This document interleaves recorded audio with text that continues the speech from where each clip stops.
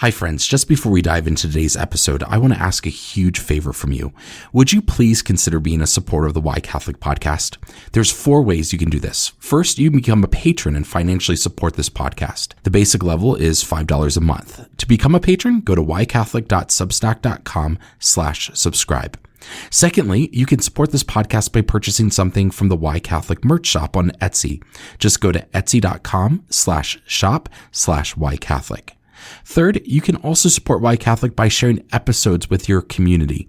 And lastly, you can support Why Catholic by inviting me to come and speak at your next parish event. For more information about that, please send me an email at whycatholic@substack.com. Thank you, friends, for your help. I couldn't do this without you. Early on, in my time as a pastor of a Seventh-day Baptist church, I received an email from a man named Juan, who said that he was pastoring an independent church with similar beliefs and practices as ours. We met one day over lunch, and Juan expressed interest in having his church join our denomination. In a tiny, diminishing denomination of less than 5,000 members in the United States, a new church congregation was a huge deal, but it also posed quite a challenge. You see, my congregation was predominantly white, retired folk, many of whom were fairly right-winged. Juan's congregation was 100% Latino, mainly from El Salvador, Guatemala, and Honduras. A couple of people in our congregation expressed concern over the legal status of the individuals in Juan's congregation, which desired to become our sister church. They felt that we might be violating the law by somehow harboring illegal immigrants, or at the very least condoning illegal immigration. Now, I never asked how many of Juan's congregants were undocumented, but I assume there were some. The work I did with Juan's church opened the door for a number of opportunities with the Latino community, and as one who speaks Spanish as a second language, I relished every interaction I had with them. On one occasion, I attended a meeting where my friends who are immigration attorneys were presenting on some of the changes on United States immigration law. At this meeting, people shared their experience coming into the United States. One person stood up and told his story of crossing the southern border illegally and being chased by immigration police and their dogs. With tears in his eyes, he told the story of climbing a tree and clinging onto it for dear life, as the dogs circled below, trying to track his scent. He prayed that God would deliver him, and when he opened his eyes, the dogs and the officers were gone. Hi, this is Justin Hibbard, and you're listening to Why Catholic, my podcast about the what and why of Catholicism. Since episode 73, we've been focusing on Catholic ethos. Ethos means the characteristic spirit of a community as manifested in its beliefs. Each of these episodes focuses on the way Catholicism gets lived out. A lot of times you'll hear these words or phrases used, but maybe not get a thorough explanation about what they mean. Today, for this final episode in this series, I want to talk about Catholic social justice teaching. Now, I want to acknowledge something right from the start. When we talk about social justice, we're going to get into political issues. I've gotten one negative rating on Apple Podcasts, and it was from someone who accused me of bringing politics into this podcast when I was talking about the topic of abortion, and I used the term woke. You know, the reason topics become political is because they are first moral. And what I hate so much about political parties is that they take illogical and inconsistent sides. So what tends to happen is that people are influenced on an issue based on their politics rather than letting their faith dictate where they should stand on an issue when it enters the political realm. We shouldn't be more conservative than Jesus nor more liberal. We should neither desire to be right or to be left, but rather let Jesus become our guide on what the center is. So in the opening story, if you are more right-winged, you may have bristled with the thought of someone who broke the law and gave God the credit for escaping the authorities. But what we always have to consider is the justice of our laws. For example, we praise the people who broke the laws of Nazi Germany and helped hide innocent Jews. We celebrate the stories of missionaries like Francis Xavier, who illegally ministered in countries like Japan. So I always remind people that just because it's our country's law or policy doesn't necessarily mean it's good or right or just. So what I want to do today is to take a look at Catholic social justice teaching. The term social justice can mean lots of things to lots of people, but just as we observed in the episodes on transcendentals and virtues, the Catholic Church has defined what it means when it says social justice, and so we can look at the Church to guide us on these particular issues. The principles of Catholic social justice teaching come from the Compendium of the Social Doctrine of the Church, which was published in June 2004 by Cardinal Renato Raffaele Martino, President of the Pontifical Council for Justice and Peace, under the guidance of St. Pope John Paul II. While the document lists a number of principles, most agree that you can break these principles down into 7 categories or themes. The 7 themes are respect for life and the dignity of the human person, call to family, community, and participation, rights and responsibilities, option for the poor and vulnerable, the dignity of work and the rights of workers, solidarity, and care for God's creation. In the future, I may do a whole series on Catholic social teaching where each theme is given its own episode, but today I merely want to briefly address social justice as it applies to the Catholic faith, because we often hear the term social justice, but it doesn't really get explained. We begin with respect for life and the dignity of the human person. This is the foundational principle for all of the Catholic teaching on social justice because dignity of the human person is the foundation of a moral vision for society. You'll see that as we talk about the principles, they really all ride on this basis that the human being is precious and endowed by the Creator. One of the criticisms I hear from pro-choice people is that pro-life people only care about protecting the fetus. First, that's a lazy caricature. And secondly, the whole notion of this dignity of life doesn't stop at birth. In fact, the whole premise should govern how we think about business and government.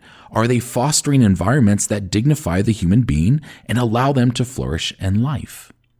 The second theme is rights and responsibilities. If we are to strive for the dignity of the person, then we must understand that the person has certain rights. This includes the right to food, work, education, and clothing. It also includes aspects like the right to emigrate in order to find work. There's also other rights, like the right to practicing one's religion. Those in power have the responsibility to ensure that the rights of those under their power have access to these rights. And at the same time, we citizens have the responsibility to do things like vote for people that are going to protect these rights, as well as pay taxes in order to support a government that can protect these rights. The third theme is family, community, and participation. If you recall way back in episode 6, I did an episode entitled With God in Community. I did this as an introduction to the topic of the sacramental worldview because I wanted to impress on you the importance of community in the life of the Christian. God is a communal God, one being in 3 persons, and He created us for community. The whole story of Israel, the whole story of the church are stories about living in community together. Thus, the family is the core relationship in society. St. John Paul II said, quote, "The first and fundamental structure for human ecology is the family, founded on marriage, in which the mutual gift of self as husband and wife creates an environment in which children can be born and develop their potentialities, become aware of their dignity, and prepare to face their unique and individual destiny," end quote. The U.S. Conference of Catholic Bishops stated, quote, "The long-range future of this nation is intimately linked with the well-being of families, for the family is the most basic form of human community," end quote. And there's this chilling scene in the book of Joshua about a man named Achan. I talked about this story in episode 27 called The Jewish Roots of Reconciliation. Achan sinned by taking spoils of war and hiding them in his tent. And because of his sin, Israel lost their next battle. God then gave Joshua specific instructions on how to determine the guilty party. The next day, the Israelites separated into their 12 tribes. Then God pointed out the offending tribe. Then each clan in the tribe came forward. God pointed out the offending clan. Then each family came forward until God pointed out the offending family, Achan and his family, who were all stoned to death for Achan's sin. I think what's neat about this story is that it shows this progression of community. It begins with the family and goes out from there. While we likely don't have clans and tribes, we do have other communal relationships, towns, workplaces, unions, etc. We have a right to participate in society, but our society begins and is based on the family. The fourth theme is option for the poor and vulnerable. How our society treats those most in need speaks to the moral health of our society. The Bible talks over and over about caring for the poor and the vulnerable. In the life of the early church, one of the first acts was to establish the diaconate who could focus on serving the widows and orphans. The church's social teaching regarding the poor and vulnerable is a radical mission. For example, in Economic Justice for All, the U.S. Conference of Catholic Bishops noted, quote, "The obligation to provide justice for all means that the poor have the single most urgent economic claim on the conscience of the nation," end quote. Pope St. Paul VI said, quote, "In teaching us charity, the gospel instructs us in the preferential respect due to the poor and the special situation they have in society. The more fortunate should renounce some of their rights so as to place their goods more generously at the service of others," end quote. Economic Justice for All goes on to say, quote, "The primary purpose of this special commitment to the poor is to enable them to become active participants in the life of society. It is to enable all persons to share in and contribute to the common good. The option for the poor, therefore, is not an adversarial slogan that pits one group or class against another.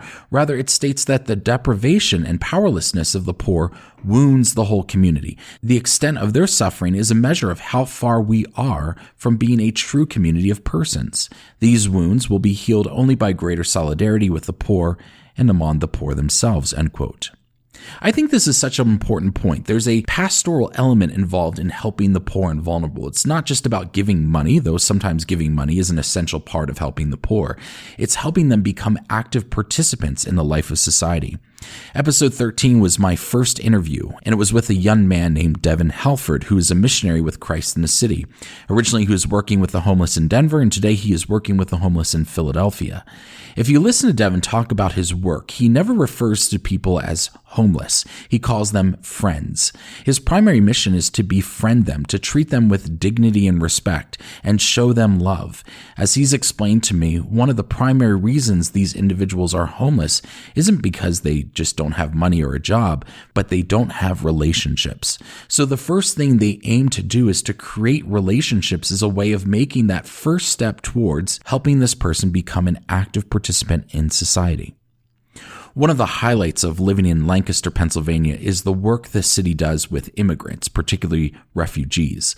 This small city of about 60,000 takes in more refugees per capita than any other city in the United States.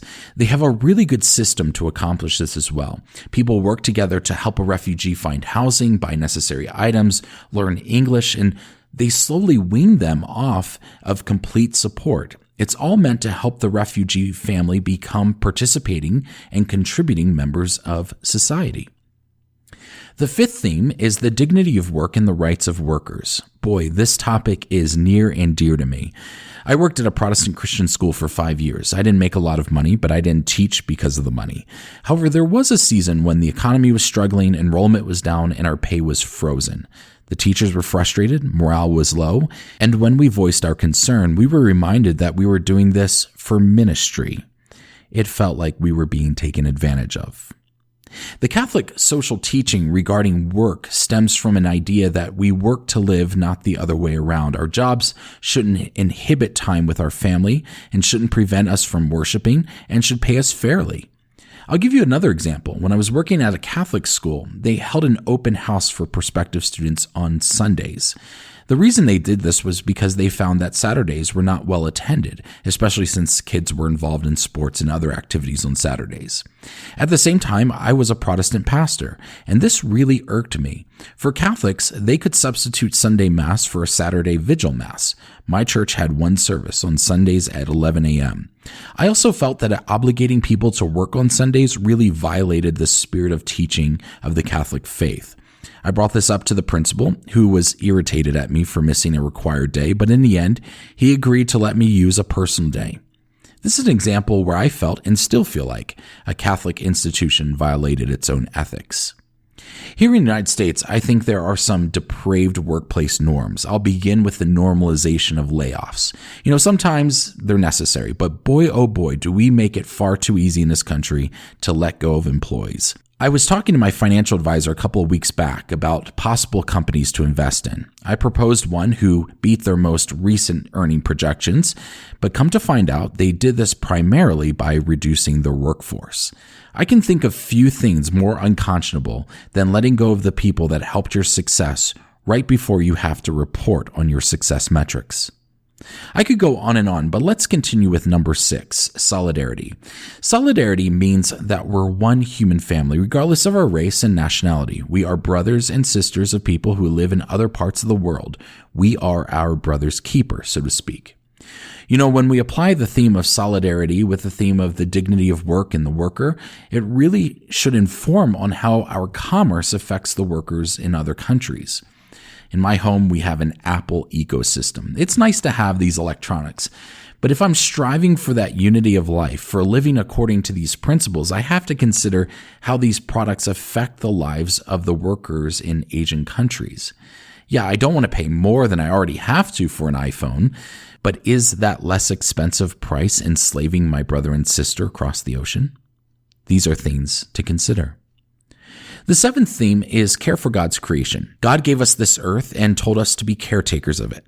Negative actions like over-deforestation, dumping into water sources, and pollution don't just have immediate effects, but they affect generations to come.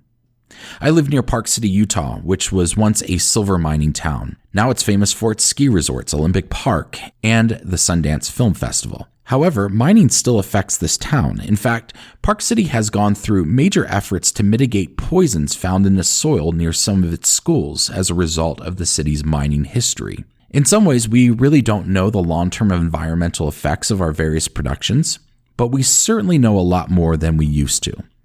Beware of the temptation to trade the short-term benefits of cost and efficiency with the long-term negative effects on our planet.